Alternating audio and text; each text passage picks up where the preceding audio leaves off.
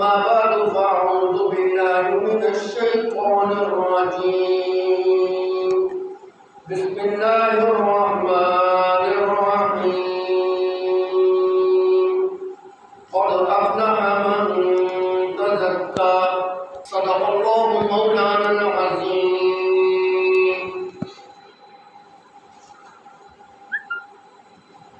آج 2 شوال المعظم 1443 ہجری عید الفطر کا دوسرا دن ہے. عید کا دن مسلمانوں کے لیے نہایت خوشی کا دن ہے. بالخصوص ان مسلمانوں کے لیے جنہوں نے رمضان سے روزے رکھے، رمضان کی راتوں کے اندر اللہ کے قرآن کی تلاوت، تراویح کے اندر سماعت کی،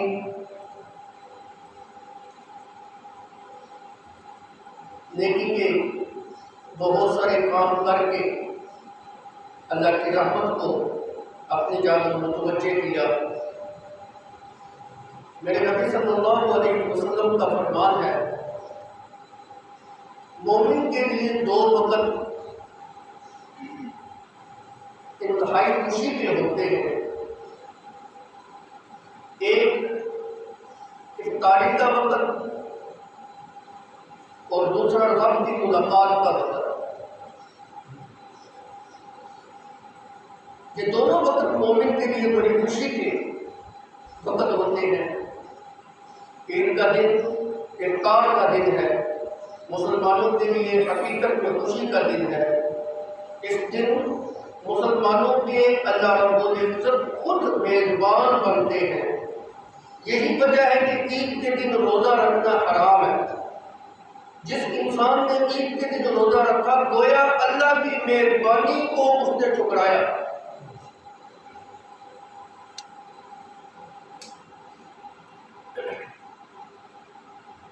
مومن بندہ جو ہوتا ہے وہ اپنے رب کا نہایت ہی شکر گزار بندہ ہوتا ہے. عید کا دن بھی حقیقت کے اندر شکرانے کا دن ہے کہ یہ جو میں نے رمضان کے اندر روزے رکھے ہیں اس میں میرا کوئی کمال نہیں ہے، اللہ کی توفیق کے ساتھ جو ہے یہ کام مجھ سے ہوا. یہ جو رمضان کی راتوں میں نے قیام کیا ہے میرا کوئی کمال نہیں ہے، رب کی توفیق سے یہ کام مجھ سے سرزد ہوا. یہ جو رمضان کے دنوں میں اور راتوں میں نے تلاوت کی ہے، صدقے کیے ہیں، خیرات کی ہے، میرا کوئی کمال نہیں ہے، اللہ کی توفیق سے جو ہے یہ کام ہو. مومن کی زندگی کے اندر ہوتی ہی عاجزی، انکساری اور شکر. نہ شکری نہیں ہوتی، تکبر نہیں ہوتا، تفاخر نہیں ہوتا، تکاثر کے پیچھے پڑنے کی جستجو مومن کے اندر نہیں ہوتی. عید کا دن شکرانے کا دن ہوتا ہے. یہ شکر ہی ہے نا کہ اللہ رب العزت نے مومن بندے کے لیے 5 نمازیں فرض کی ہیں دن کے اندر. لیکن عید کا دن خوشی کا دن ہوتا ہے. خوشی کے اندر مومن پہلے سے بھی زیادہ جھکتا ہے، وہ 5 کی بجائے 6 وقت کے لیے مسجد کے اندر آ کے اپنے رب کا شکر ادا کرتا ہے. مومن جو ہوتا ہے وہ رب سے شکر ادا کرنے کی توفیق طلب کرتا ہے. قرآن پاک کا آپ ضرور مطالعہ کریں. قرآن میں کیا ہے؟ اعوذ باللہ من الشیطان الرجیم ربی اوزعنی ان اشکر نعمتک التي انعمت علی وعلی والدی وان اعمل صالحا ترضاه. مومن تو یہ دعا مانگتا ہے، ربی اوزعنی، اے میرے رب مجھے توفیق بخش دے، مجھے طاقت دے دے، مجھے قوت دے دے، ان اشکر نعمتک التي انعمت علی، جو نعمتیں تو نے میرے اوپر کی. یہ رب کی نعمت تھی نا. کہ ہم نے رمضان میں روزے رکھے ہیں جی، اللہ نے رمضان کا مہینہ ہمیں جو ہے وہ دیا ہے، یہ رب کی نعمت تھی نا کہ رب نے ہمیں قرآن کی تلاوت سننے اور سنانے کی توفیق جو ہے وہ بخشی رمضان کی راتوں میں۔ یہ رب کی نعمت تھی کہ دن کے اندر بھی ہم جو ہے قرآن کی تلاوت جو ہے وہ کرتے رہے۔ 11 مہینے کہاں نصیب ہوتی ہے اس طرح کی نیکی کے کام کرنے کے جو رمضان کے مہینے کے اندر جو ہے اللہ رب العزت کی جانب سے مومن کو نعمتیں ملی، وہ عام دنوں کے اندر نہیں ملتی۔ عام دنوں کے اندر صدقہ خیرات کرنے کی وہ رغبت نہیں ہوتی جو رمضان کے مہینے میں ہوتی ہے۔ عام دنوں کے اندر نیکی کے کام کرنے کی وہ رغبت مومن کے دل کے اندر نہیں ہوتی جو رمضان کے مہینے کے اندر جو ہے وہ ہوتی ہے۔ یہ رب کی توفیق ہے، اس کی نعمت ہے۔ اگر اس نے نعمت دی ہے تو شکر گزار بندے بنو، اکڑنا نہیں، تکبر نہیں کرنا، تفاخر نہیں۔ ربی اوزنی ان اشکر نعمتک التی انعمت علی، رمضان کی صورت میں تیری نعمت ہو، دولت کی صورت میں تیری نعمت ہو، قرآن کی صورت میں تیری نعمت ہو، دنیا کی نعمتوں کی صورت میں تیری نعمتیں ہوں۔ جتنی بھی تو نے ہمارے اوپر نعمتیں کی ہیں، جتنے بھی تو نے ہمارے اوپر احسان کیے ہیں، اے اللہ ہمیں توفیق دے دے کہ ہم اس نعمتوں کے اوپر شکر گزار بندے بن جائیں۔ مومن تو یہ مانگتا ہے اپنے رب سے، اکڑنا تکبر کرنا نہ۔ وَعَلَىٰ وَالِدَيَّ، میرے اوپر جو تو نے احسان کیا اس کے اوپر بھی مجھے شکر ادا کرنے کی توفیق دے دے۔ جو میرے والدین کے اوپر تو نے نعمتیں اور احسان کی ہیں اس کے اوپر بھی مجھے شکر گزار بننے کی توفیق دے دے۔ وَأَنْ أَعْمَلَ صَالِحًا تَرْضَاهُ، گزر گیا رمضان، رمضان کے ایام بھی ختم ہو گئے، مولا اب بھی تجھ سے مانگتا ہوں کہ باقی 11 مہینے بھی مجھے ایسے کام کرنے کی توفیق دے دے جن کاموں کے اوپر تو ہم سے راضی ہو جاتا ہے۔ ان اعمل، ایسے کام میں کروں، ایسے کام کرنے کی توفیق مجھے مل جائے، ان ترضا، کہ تو راضی ہو۔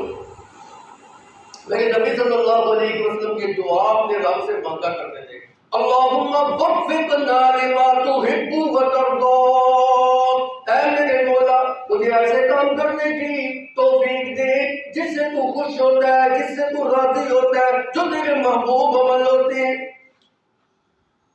مومن کی زندگی میں سراسر شکر ہی شکر ہوتا ہے۔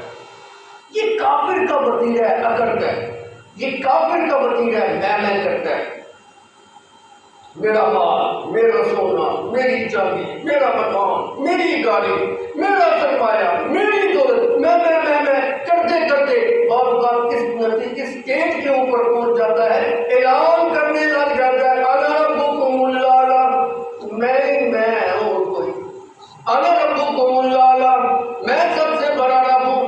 دولت کی کمی تھی تو پھر ان کے پاس حکومت کی کوئی کمی نہیں، وہ کتنا لمبا جو ہے اس کا حکومت کا دور جو ہے وہ چلا آ رہا تھا۔ اس نے جس وقت اپنی سلطنت کے اوپر اپنے کنٹرول اور انتخاب دے کے دم ہونے کا دعویٰ کرتا ہے، انا ربکم الاعلی، میں ہی میں ہوں، انا لفظ آپ بولتے انا میں یہ جو بندے کے اندر میں ہوتی ہے کہ بندے کو ذلیل اور رسوا کرتے ہیں۔ اچھا دنیا کے معاملے میں کوئی تکبر کرے پھر بھی خیر ہے، اس نے تو اللہ کی عزت کے اوپر ہاتھ ڈال دیا نا، اپنے آپ کو رب کا شریک بنا ڈالا، بلکہ رب کا شریک بھی نہیں بنایا، رب کی ربوبیت کی نفی کر کے اپنی ربوبیت جو ہے منوانا چاہتا تھا۔ انا ربکم الاعلی، انا ربکم الاعلی، میں ہی میں ہوں، میں ہی تمہارا رب ہوں، میں ہی تمہارا سب کچھ ہوں۔ جس وقت اس نے یہ دعویٰ کیا تکبر کی انتہا کو پہنچ گیا، اللہ رب العزت کہتے ہیں فَأَخَذَهُ اللَّهُ نَكَالَ الْآخِرَةِ وَالْأُولَىٰ إِنَّ فِي ذَلِكَ لَعِبْرَةً لِمَن يَخْشَىٰ، ہم نے اس کو دنیا اور آخرت کے عذاب کے اندر گرفتار کر دیا، ایسا گرفتار کیا کہ إِنَّ فِي ذَلِكَ لَعِبْرَةً لِمَن يَخْشَىٰ، ہم نے پچھلوں کے لیے اس کو عبرت کا نشان بنا دیا۔ جس وقت انسان کو جب لے آتی ہے شکر نکلتا ہے، تکبر آتا ہے، پھر اللہ اتنا ذلیل اور رسوا کرتا ہے، اللہ اس کو عبرت کا نشان بنا دیتا ہے۔ بے شمار مثالیں موجود ہیں قرآن کے اندر. نمرود کے پاس دولت کی کمی تھی، بے انتہا دولت تھی جس کا حساب کتاب بھی کوئی شمار ہی نہیں کی جا سکتی، لیکن شکر گزار بندہ نہیں تھا، متکبر تھا، رب کا نہ شکرا تھا نہ فرمان تھا. کیا کہتا تھا؟ انما اوتیتہ علی علم عندی، میں اپنی عقل کے مطابق سارا سرمایہ دولت جو میں نے اکٹھی کی ہے رب نے مجھے نہیں دی، میں نے اپنی عقل کو لڑا کے جناب یہ سارے کام جو نے کیے ہیں، سرمایہ اکٹھا کیا ہے. اللہ نے اتنی پیاری بات کی، اس کا جواب دیا. یوں کہتے ہیں میں نے اپنے علم کے مطابق یہ سرمایہ اکٹھا کیا ہے، میں نہ کہتا ہوں، اس کے لیے غور کرنے کا وقت ہے. أَوَلَمْ يَعْلَمْ أَنَّ اللَّهَ قَدْ أَهْلَكَ مِنْ قَبْلِهِ مِنَ الْقُرُونِ مَنْ هُوَ أَشَدُّ مِنْهُ أَكْثَرُ قُوَّةً وَجَمْعًا. دیکھتا نہیں ہے اس سے پہلے بھی اس طرح کے دعوے کرنے والے کتنے لوگ گزر چکے ہیں. دیکھتا نہیں ہے اس سے پہلے بھی اس سے لوگ بڑے بڑے دولت مند گزر چکے ہیں، بڑے بڑے سرمایہ دار گزر چکے ہیں، بڑے بڑے سونے اور چاندی کے ذخائر جمع کرنے والے گزر چکے ہیں. وہ بھی یہی کہا کرتے تھے میری دولت میں. اللہ نے ان کو کس طرح ذلیل اور رسوا کیا، جس طرح ان کو ذلیل. اللہ کہتے ہیں وہ کفر کے اعتبار سے، جمعیت کے اعتبار سے، افرادی قوت کے اعتبار سے، طاقت کے اعتبار سے تو کم نہ تھے.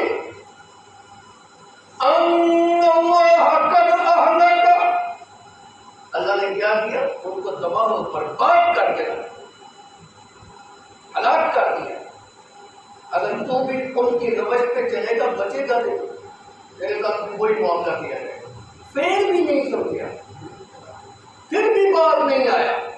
اللہ کہتے ہیں فَخَسَفْنَا بِهِ وَبِدَارِهِ الْأَرْضِ، ہم نے زمین کے سینے کو کھول کر اس کو اور اس کے محلات کو، اس کی دولت کو زمین کے اندر دھنسا. متکبر انسان کبھی بھی پھل پھول نہیں سکتا، متکبر انسان کبھی بھی کامیاب نہیں ہو سکتا. کامیابی ہمیشہ انہی کا مقدر بنی ہے جو رب کی دی ہوئی نعمتوں کے اوپر اس کے شکر گزار بندے بنتے ہیں. عید کا دن رب کی دی ہوئی نعمتوں کے اوپر شکر گزاری کا دن ہے، تکبر کا دن نہیں ہے. یہ جو کافروں کو اللہ نے دولت دی ہے یہ نہ سمجھا کریں کہ اللہ اس سے بازی ہے. نہ قرآن میں اللہ کیا فرماتے ہیں؟ فَلَمَّا نَسُوا مَا ذُكِّرُوا بِهِ فَتَحْنَا عَلَيْهِمْ أَبْوَابَ كُلِّ شَيْءٍ. جس وقت انہوں نے ہمیں ہماری توحید سے منہ موڑا، میرے نبی کا انکار کیا، اللہ کی کتاب کا انکار کیا، جو بات اور نصیحت والی باتیں ہم نے ان کو بتائی تھی، نسو، جب وہ بھول گئی، جن کو یاد رکھنا چاہیے تھا ان باتوں کو جب بھول گئے، فتحنا علیہم ابواب کل شیء. یہ نہیں ہم نے کیا کہ یہ تو ہمارا نافرمان دشمن ہے، میں نے ایک بلا کے دلاؤں. یہ دنیا داروں کا لوگوں کا معاملہ ہوتا ہے جن کے اندر حوصلہ نہیں ہوتا. اچھا میرے ساتھ اس نے یہ کام کیا، میں نے اس کو نقصان پہنچایا. اللہ اپنے نافرمان بندوں کے اوپر نافرمانی کی وجہ سے رزق تنگ نہیں کرتا. بعض اوقات مواقع ایسے آتے ہیں اللہ رزق کے دروازے کھول کے ان کو اور آزمائش میں مبتلا کر دیتے کہ وہی مقام ہے. فَلَمَّا نَسُوا مَا ذُكِّرُوا بِهِ، انہوں نے ہم کو بھلوا دیا، بھول کے ہمیں. فَتَحْنَا عَلَيْهِمْ أَبْوَابَ كُلِّ شَيْءٍ. اللہ یہ نہیں کہہ رہے کہ ہم نے ان کو ان کے اوپر رزق کا یا دوٹی کے دروازے ہم نے کھول دیے، رزق کے دروازے کو کہاں. فَتَحْنَا عَلَيْهِمْ أَبْوَابَ عَلَىٰ كُلِّ شَيْءٍ، ہر چیز کے دروازے ہم نے ان کے اوپر کھول دی. دنیا کی ساری نعمتیں ان کو دے دی، دنیا کی ساری فراوانیاں ان کے لیے عام کر دی، دنیا کی شان و شوکت اور ٹھاٹ بات ان کو دے دی. صحت بھی دی، قوت بھی دی، دولت بھی دی، طاقت بھی دی، شہرت بھی دی، سرداری بھی دی، حکمرانی بھی دی. جو ہم ان کو دنیا کی نعمتیں دیتے گئے وہ نافرمانی میں اور زیادہ آگے بڑھتے گئے. ہم بھی اپنی رسی کو ان کے لیے تراب کرتے. حتی اذا فرحوا، یہاں تک کہ وہ اترانے لگے، لفظی بات کہ وہ خوش ہونے لگے، تکبر کر لو، او میری دولت، میرا مکان، میری کوٹھی، میری زمینیں، میری جائیدادیں، میرے مربے، میرے فارم، میں حتی اذا فرحوا بما اوتوا، جو نعمتیں ہم نے دی تھی ان کے اوپر وہ اترانے لگے، اخذناہم بغتۃ، جب وہ تکبر کے اندر انتہا پر پہنچنے لگا، اخذناہم بغتۃ، ہم نے بھی ان کو عذاب کے اندر اچانک پکڑ لیا، فاخذناہم بغتۃ فإذا هم مبلسون فقضي دابر القوم الذين ظلموا والحمد لله رب العالمین۔ اللہ نے ایسا تباہ و برباد کیا کہ ان کی جڑ ہی کاٹ کے رکھ دی، نیست و نبود کر کے رکھ دیا۔ اس موقع پہ پتہ چلا یہ بات صاحب ہوئی، میں کرنے والا یہ میرا کچھ نہیں ہے، الحمدللہ رب العالمین۔ انسان مرتا ہے مربوں کا مالک ہوتا ہے، دولت کا مالک ہوتا ہے، سب کچھ ہونے کے باوجود موت کے وقت ساتھ کچھ نہیں دیکھتے، سارے مربے، ساری جائیدادیں، سونے چاندی، روپیہ، پیسہ، نیٹ کیش، بینک بیلنس، گاڑیاں، کوٹھیاں، ایسے ہے۔ ننگے بدن آیا تھا، ننگے بدن جا، کچھ بھی ساتھ نہیں دیکھتے، بہت سے پتہ چلتا ہے الحمدللہ رب العالمین۔ تمام تعریفیں، تمام حمدیں، تمام ثنائیں، تمام خوبیاں، تمام پاکیاں للہ، انسان واسطے کچھ نہیں، میں کرنے لگی ہے، اپنا وقت ضائع کرتا ہے۔ عید کا دن تکبر کا دن نہیں ہے، شکرانے کا دن ہے، رب کے شکر گزار بندے بنو، لئن شکرتم لازیدنکم، میرے شکر گزار بندے بنو گے میں تمہاری نعمتوں کے اندر اور زیادہ اضافہ کرتا ہوں۔ یہ رب کے سامنے جھکنے کا مطلب ہے۔ اللہ نے ہمیں توفیق دی رمضان کے اندر نیکی کے کام کرنے کی، اس کا شکر۔ شکر کی ایک صورت یہ بھی ہوتی ہے کہ انسان اپنی زندگی سے برائی کا خاتمہ کر لے اور اللہ کے حکموں کا تابعدار بن جائے۔ ورنہ خواہشات تو ہماری ایسی ہوتی ہے نا جی، وہ کبھی پوری ہوتی نہیں۔ ایک خواہش پوری ہو بھی جائے، دل کے اندر اور خواہشات کی، اور خواہشات کی، اور خواہشات۔ انسان ہے ہی خواہشات کا پتلا، اندر کا جو نفس ہے انسان کو خواہشات کے اوپر ابھارتا ہے۔ ہزاروں خواہشیں ایسی کہ ہر خواہش کے اوپر دم نکلے، اتنی بڑی بڑی خواہشیں ہم نے اندر پال لی۔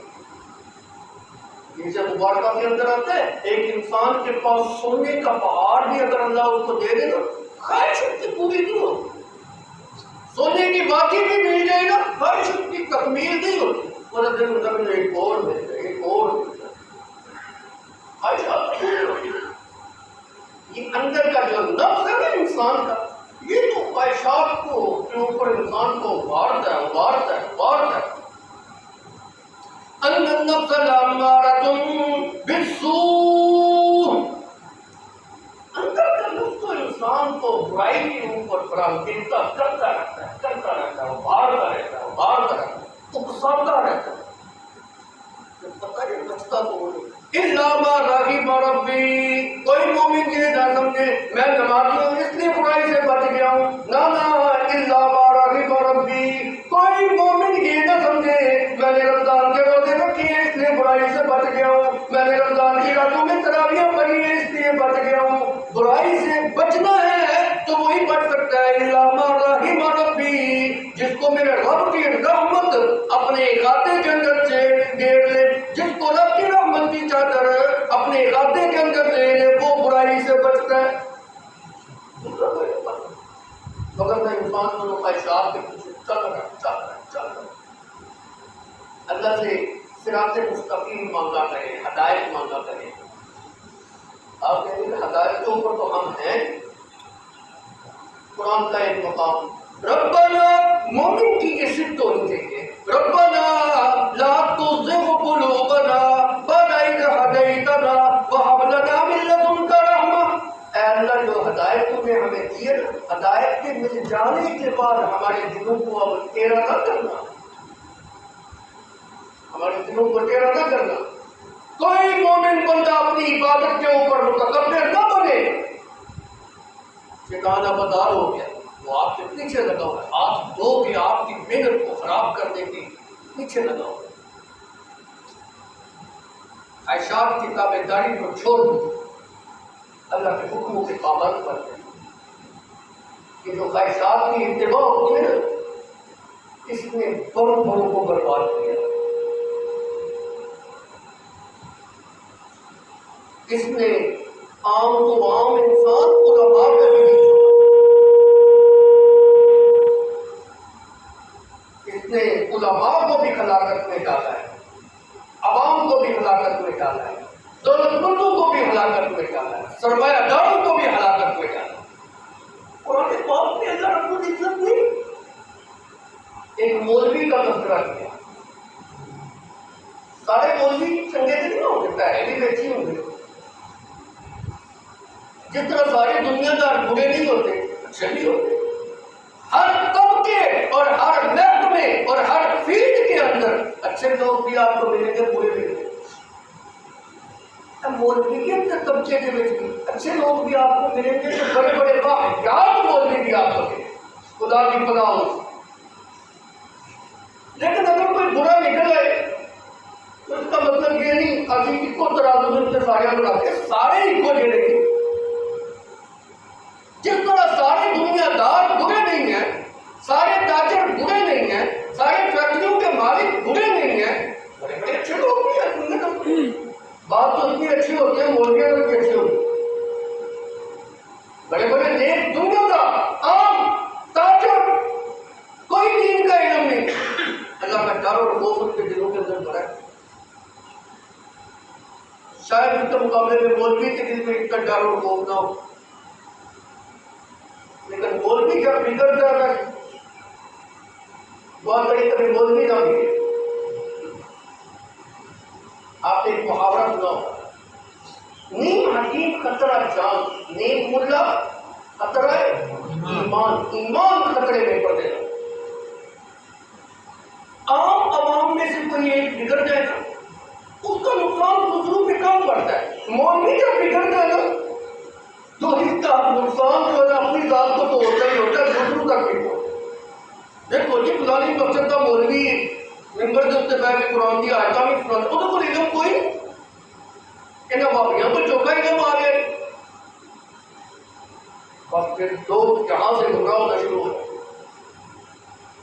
قطعاً آپ سے یہ نہیں پوچھا جائے گا فلاں مسجد کے ممبر کے اوپر بیٹھنے والا مولوی کیا کہتا تھا، آپ نے اس کی مانی کہ نہیں مانی، یہ پوچھو گی اللہ کی کتاب کی مانی ہے کہ نہیں۔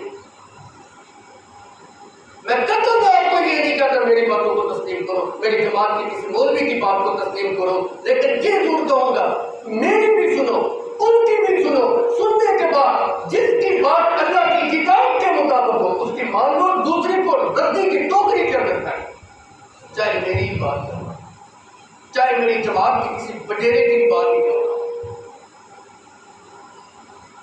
نہیں پوچھا جائے گا آپ کا فلاں مولوی کے پیچھے چلے گئے کہ نہیں، اس کی مانی تھی کہ نہیں مانی، فلاں پیر کی مانی تھی کہ نہیں مانی۔ مولوی کی نافرمانی کرنے پر کوئی گناہ نہیں، کسی پیر کے نافرمان بننے کے اوپر آپ کے اوپر کوئی عذاب نہیں، کسی بڑے پیر کی آپ نے اگر بیعت نہیں نہ کی خدا کی قسم کوئی گناہ نہیں، لیکن اگر اس کے مقابلے میں اللہ کی کتاب کی نہیں مانی، نبی کی سنت نہیں نہ مانی، کبھی بھی آپ کامیاب نہیں ہو۔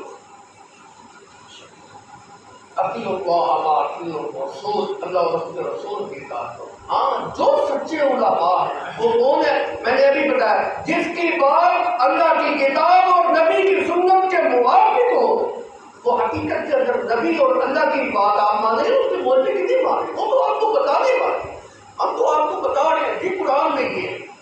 قرآن میں اللہ رب العزت نے ایک مولوی کا تذکرہ کیا، وَاتْلُ عَلَيْهِمْ نَبَأَ الَّذِي آتَيْنَاهُ آيَاتِنَا فَانسَلَخَ مِنْهَا فَأَتْبَعَهُ الشَّيْطَانُ فَكَانَ مِنَ الْغَاوِينَ وَلَوْ شِئْنَا لَرَفَعْنَاهُ بِهَا وَلَكِنَّهُ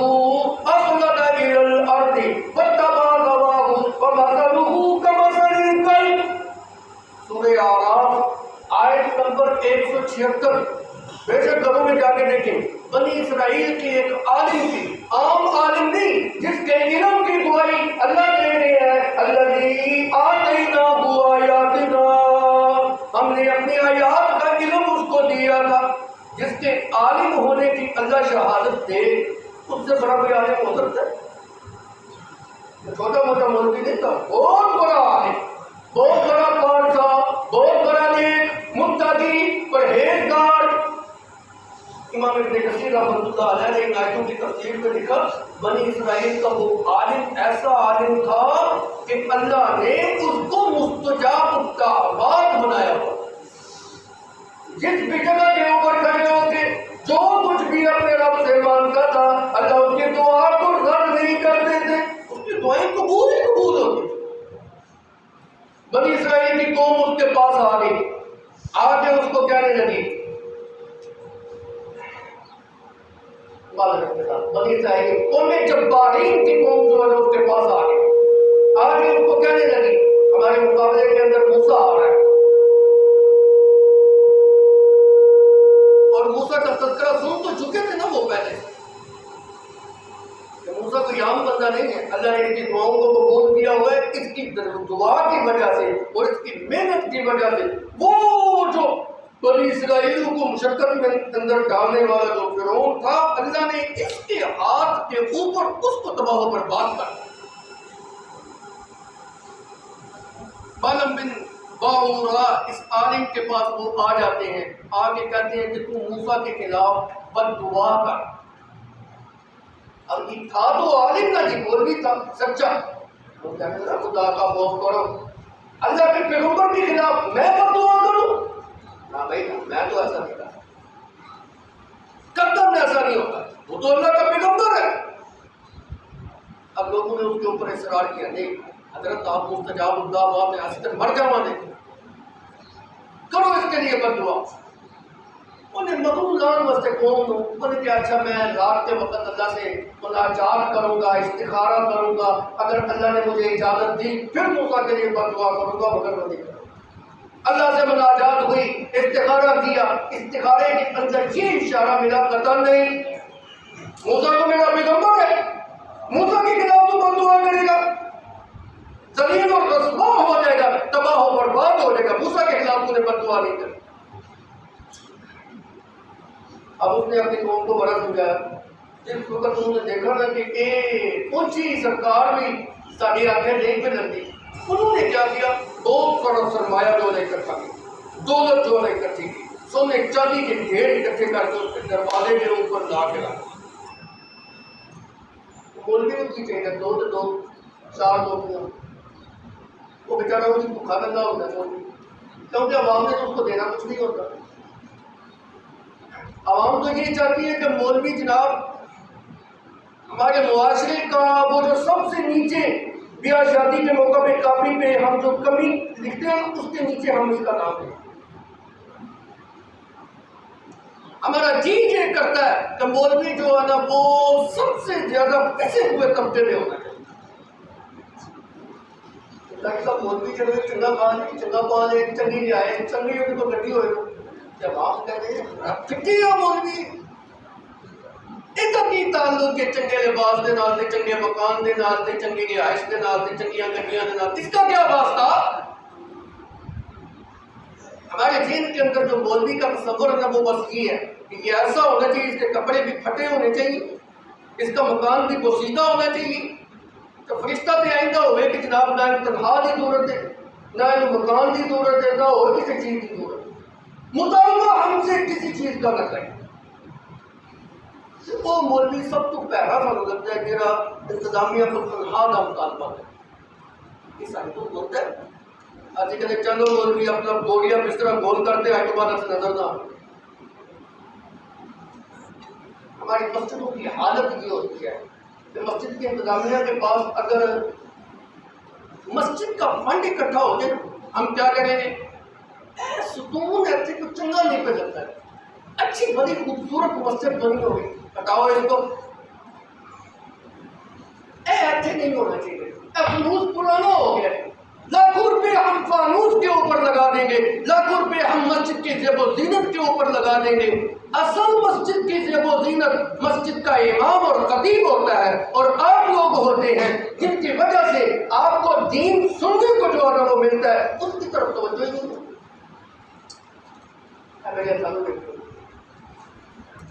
کو منفی رنگ نہ دیکھو کہ میں تمہیں اپنے بارے میں جو ہے یہ کہہ رہا ہوں کہ میری مدد کرو تو میں تو بھوکا مار چلے تو میرے کھان میں روٹی نہیں لبھی تو پان میں لباس نہیں ملتا.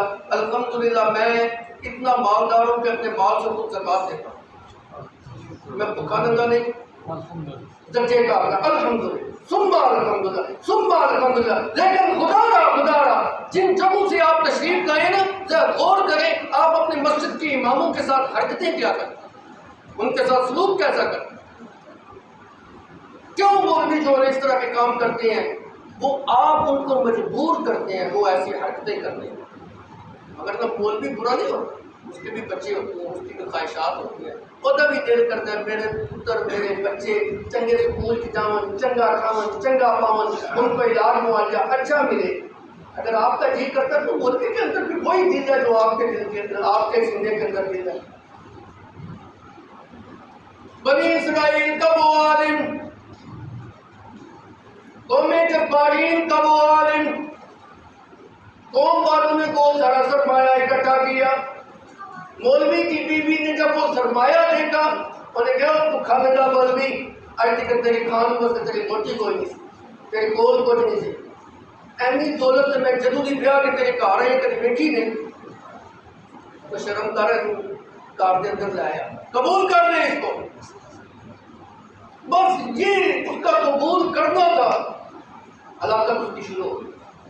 اس نے وہ سرمایہ جس وقت قبول کیا اپنی بیوی کے پیچھے لگ کے. اسی لیے میں اپنے خطبات کے اندر یہ بات کہا کرتا ہوں, بیویوں کی ناجائز باتیں جو دین کے خلاف اور شریعت کے خلاف ہوتی ہیں ان کو تسلیم نہیں. یا ایھا الذین آمنوا ان من ازواجکم واولادکم عدوا لکم فاحذروہم. اے ایمان والو, تمہاری بیویاں اور تمہاری اولادیں تمہاری دشمن ہیں, بچو ان سے. کیسے دشمن؟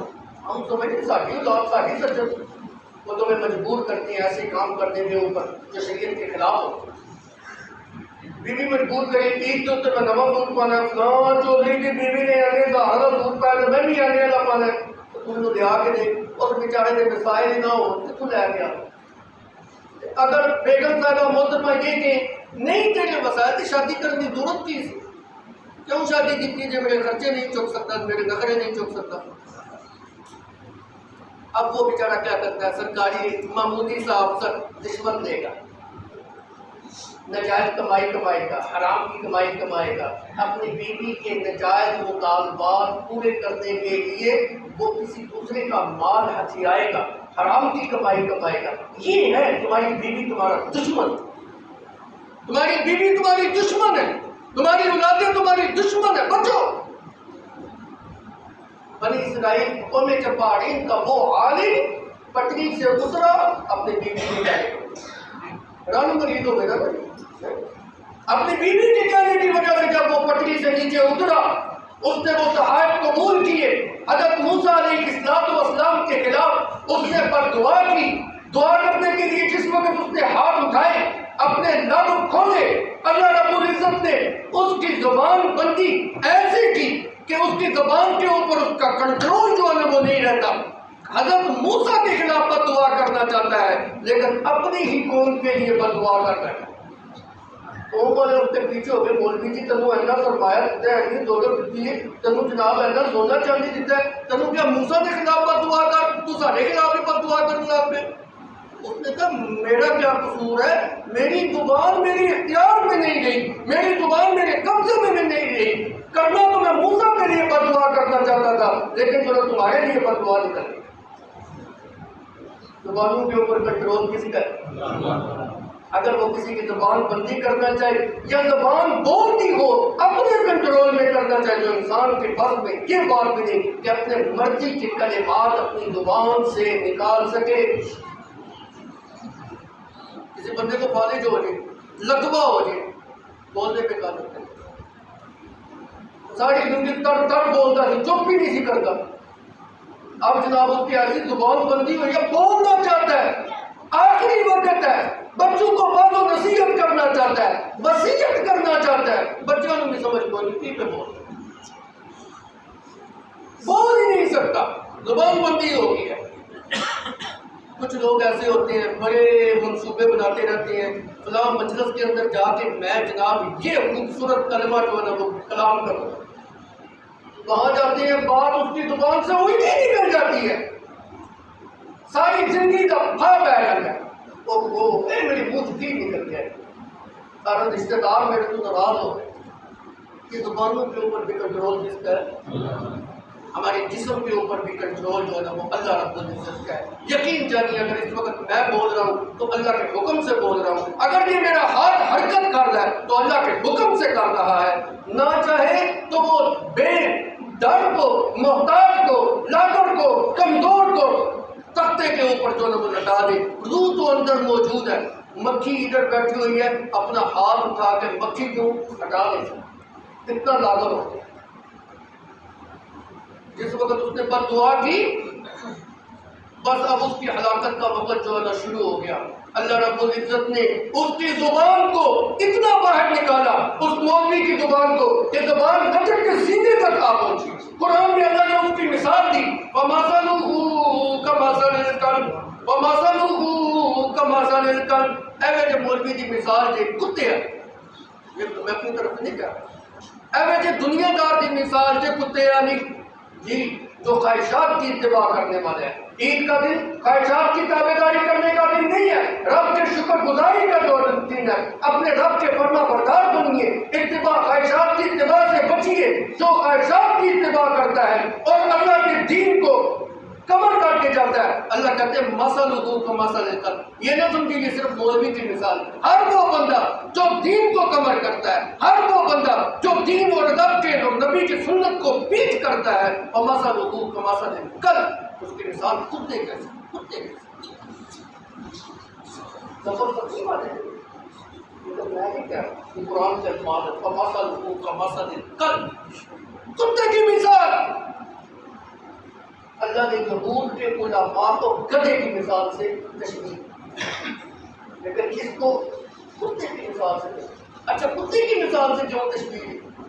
وَمَثَلُهُ كَمَثَلِ الْكَلْبِ إِن تَحْمِلْ عَلَيْهِ يَلْهَثْ أَوْ تَتْرُكْهُ يَلْهَثْ۔ کتا تو وہ جانور ہے سارے جانوروں میں سے، اس کے اوپر بوجھ نہ دو، اس کے ساتھ سختی والا معاملہ کرو، پھر بھی ہاں برا ہوتا ہے، اس کی زبان گٹھ بار نکلی ہوتی ہے، نہ بھی سختی والا معاملہ کرو، نہ بھی اس کو دراؤ، نہ بھی اس کی پیٹھ کے اوپر بوجھ لا دو، آرام سے بیٹھا ہو، پھر بھی ہاں برا ہوتا ہے۔ آپ نے کبھی دیکھا کتا بڑے سکون سے بھی بیٹھا ہے، اس کو بھی زبان گٹھ بار ہی ہو، ہاں برا ہو، ہر وقت ہاں برا ہو۔ اصل وجہ یہ ہے جتنے بھی جاندار ہیں ان کو سانس لینے میں اللہ رب العزت نے نظام تنفس ان کا ایسا بنایا، اندر کی جو فاسد مادے ہیں وہ ہوا کے ذریعے باہر نکلتے ہیں، اندر کی جو گرمی ہے نا وہ ہم جب سانس لیتے ہیں نا وہ اندر کی گرمی باہر نکلتی ہے، اور جس وقت ہم سانس کو اندر کھینچتے ہیں نا تو باہر کی تازہ اور ٹھنڈی اور میٹھی اور خوبصورت ہوا اندر کھینچتے، جو ہمارا بدن جو ہے ایک اعتدال میں رہتا ہے، کہ اندر کی گرمی ہم سانس نکال کر باہر پھینکتے ہیں، اور باہر کی تازہ ہوا سانس لینے کے اندر ہم اندر جو ہے نا وہ کھینچتے ہیں۔ اس نعمت کے اوپر کبھی ہم نے غور کیا، کبھی اپنے رب کا شکر ادا کیا؟ ایک سانس والی نعمت، لیکن کتا ایک ایسا جانور ہے تمام جانوروں میں سے وہ اپنے اندر کی گرمی نکالے پھر بھی ہانپڑا ہوتا ہے، وہ باہر کی تازہ ہوا لے پھر بھی ہانپڑا ہوتا ہے، اس کو سانس لینے میں نہایت ہی دشواری کا سامنا کرتا ہے، اس لیے ہر وقت اس کی زبان جو ہے نا باہر جو ہے نا وہ نکلی ہوتی ہے۔ دنیا دار مولوی، خواہشات کی اتباع کرنے والے، دین کو پیٹ کرنے والے کی مثال اس کتے جیسی ہے جو دنیا کے سرمایہ کے اوپر ہر وقت ہانپ رہا ہے، ہانپ رہا ہے، ہانپ رہا ہے۔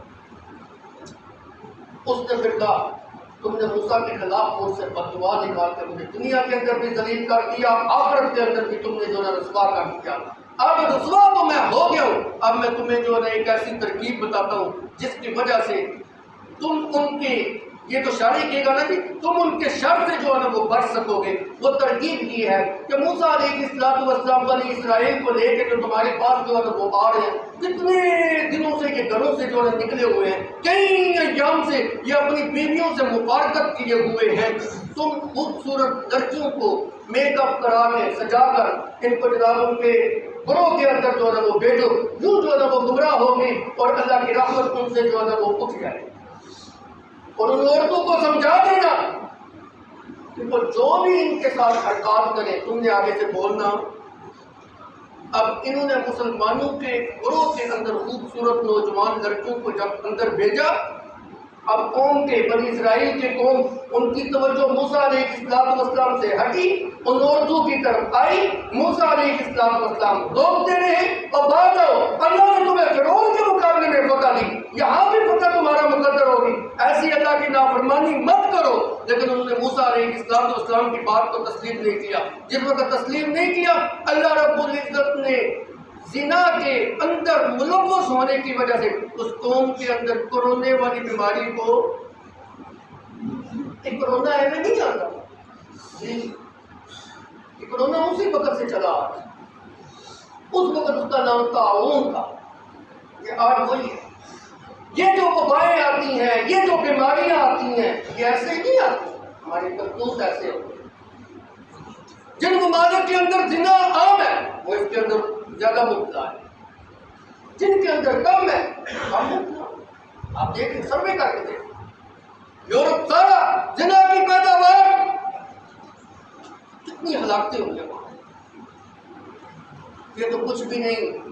موسیٰ علیہ السلام، بنو کا عذاب بھی بڑا ہوتا ہے، بنو کا جرم بھی بڑا ہوتا ہے، وہ موسیٰ کے پیروکار تھے، انہوں نے موسیٰ کی مائیت کو جو ہے وہ دیکھا تھا۔ موسیٰ علیہ السلام کے پیروکار تھے، موسیٰ علیہ السلام کے ساتھ رہ کر پھر انہوں نے موسیٰ علیہ السلام کو چھوڑ کر جس وقت زنا کی طرف آئے، اللہ نے طاعون کی بیماری ان کے اندر جو ہے وہ ڈال دی اور اتنے ملوث ہوئے، ایک دن کے اندر 70,000 بنی اسرائیلی طاعون کی بیماری کے اندر مبتلا ہونے کی وجہ سے ان کی ہلاکت ہوئی۔ 70,000 کورونا پوری دنیا کے اوپر پھیلا ہوا ہے، ایک دن میں 70,000 کی ہلاکت۔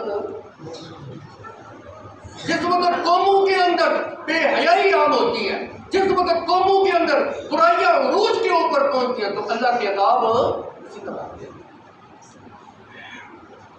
اب جس وقت وہ اس کے اندر مبتلا ہو گئے، کیونکہ بنی اسرائیلی جو ہے نا وہ سارے برباد ہو گئے۔ وہ جو موسیٰ علیہ السلام کو جہاد کا حکم تھا، اس کے اندر بنی اسرائیلیوں کو ناکامی ہوئی، قوم جبارین کے خلاف پھر فتح نہ ہو۔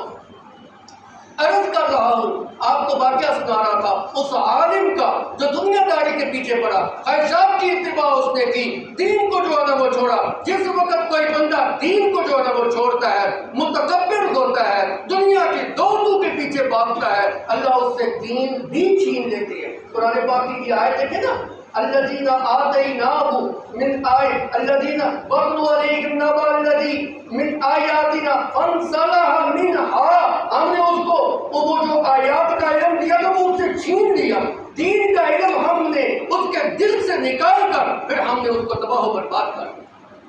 اللہ نے جو نعمتیں آپ کو دی ہوئی نا، اس کے اوپر اس کے شکر گزار بندے بنیے۔